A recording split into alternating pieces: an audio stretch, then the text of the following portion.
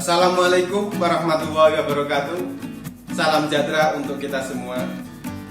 Selamat datang untuk rekan-rekan mahasiswa yang saya banggakan dimanapun Anda berada. Semoga kita selalu dalam keadaan sehat walafiat dan selalu dalam lindungan Allah Subhanahu wa Ta'ala. Selamat datang di ruang belajar untuk mata kuliah standar akuntansi keuangan entitas tanpa akuntabilitas publik. Video saya kali ini akan menyampaikan terkait dengan di pokok bahasan pendapatan, yaitu di dalam kitab SAK Etap bab yang ke-20. Agenda kita terkait dengan pembahasan di pendapatan di sini. Yang pertama adalah terkait dengan di ruang lingkup, kemudian pengukuran pendapatan, penyajian pendapatan, dan pengungkapan pendapatan. Jadi ruang lingkup untuk jenis-jenis pendapatan itu biasanya terdiri dari yang pertama adalah penjualan barang.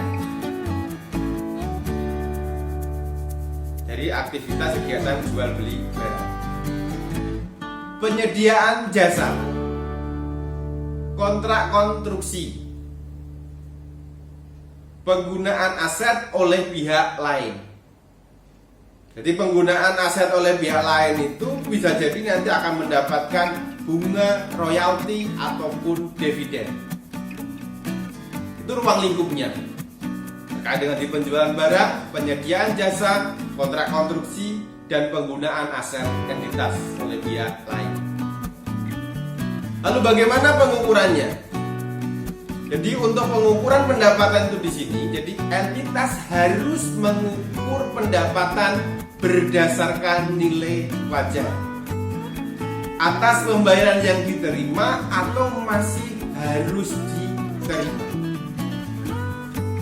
Untuk pembayaran tangguhan jika itu merupakan transaksi keuangan, maka nilai gini dari seluruh pembayaran diakui sebagai pendapatan. Dan selisih nilai gini dan nilai nominal pembayaran diakui sebagai pendapatan bunga. Nilai yang dibayarkan itu ya, lebih tinggi. Lalu terkait dengan di pertukaran barang ataupun jasa. Jadi barang dan jasa sejenis dan bernilai sama, entitas tidak dapat mengakui pendapatan.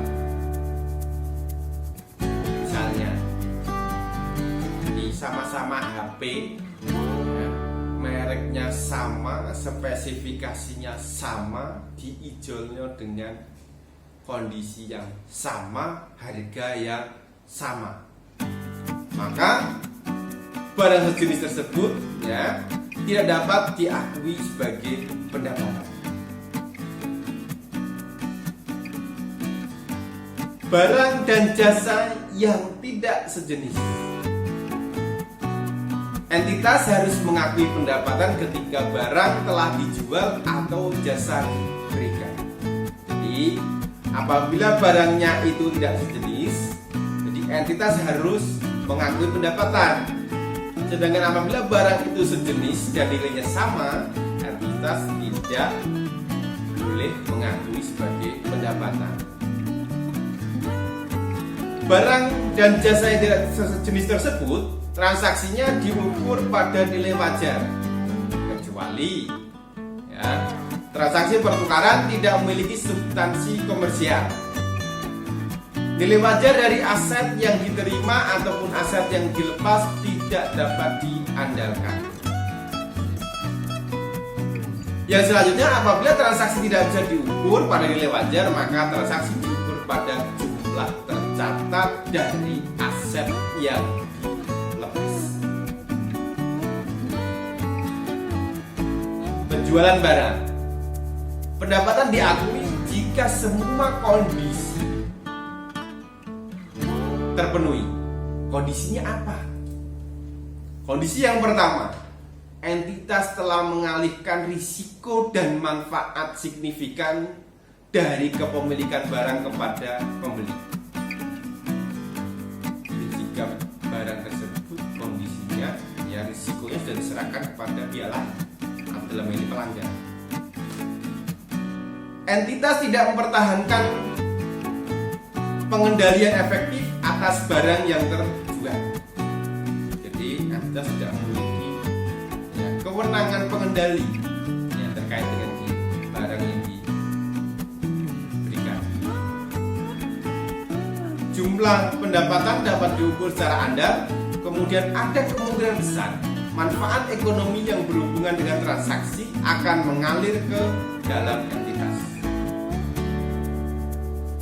Biaya yang telah atau akan terjadi sehubungan dengan transaksi dapat diukur dengan andal.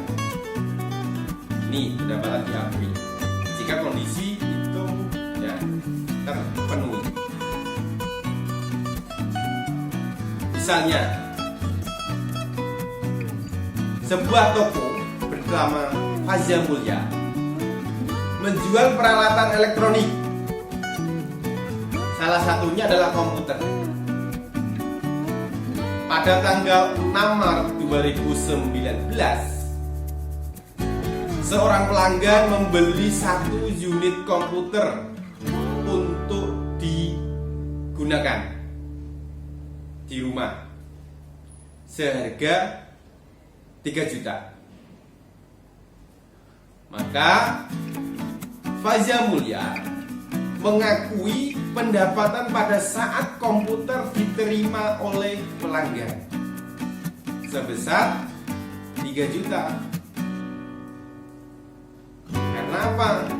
Proses instalasi komputer itu dianggap tidak rumit.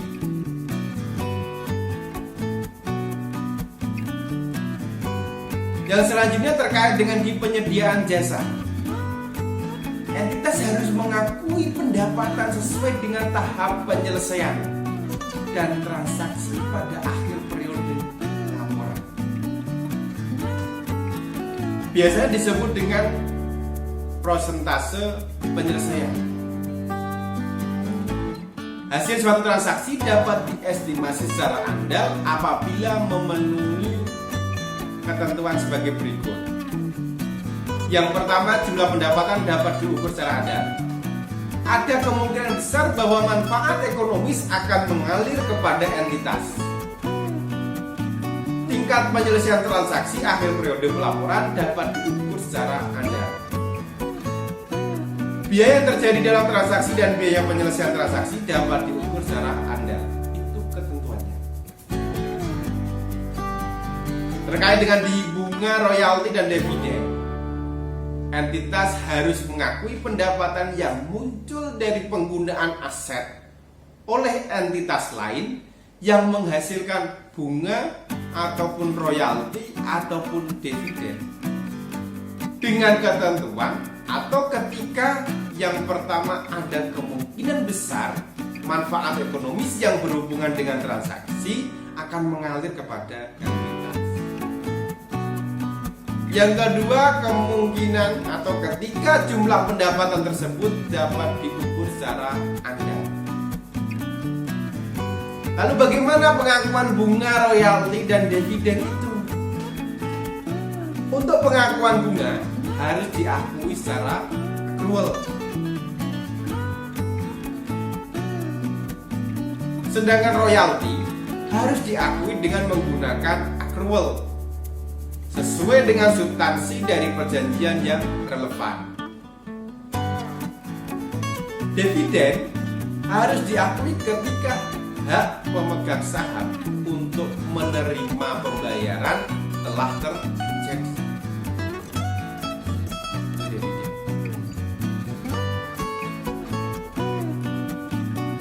Relasi kaitan dengan pendapatan yang selanjutnya adalah di kontrak konstruksi.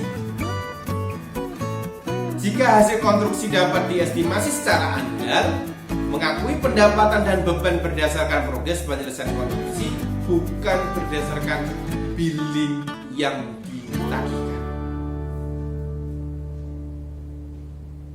Progres penyelesaian didasarkan pada apa?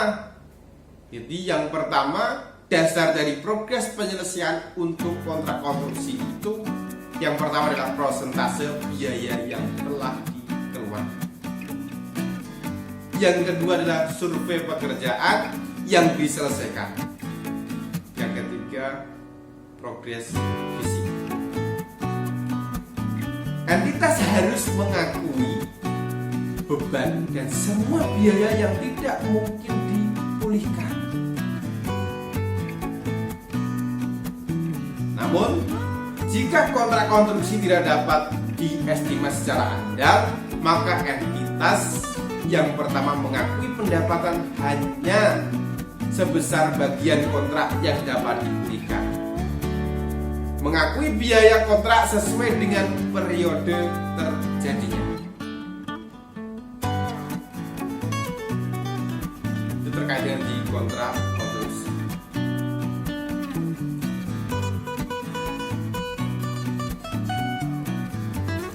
Jadi untuk latihan contohnya, coba Anda kerjakan ya pada sesi aktivitas berikutnya. Jadi saya sediakan untuk contoh ya, bagaimana penyelesaian untuk kontrak konstruksi. Demikian video singkat dari saya terkait dengan di penjelasan pendapatan. Semoga memberikan manfaat untuk kita semua. Dan saya cukupkan sekian. Wassalamualaikum warahmatullahi wabarakatuh.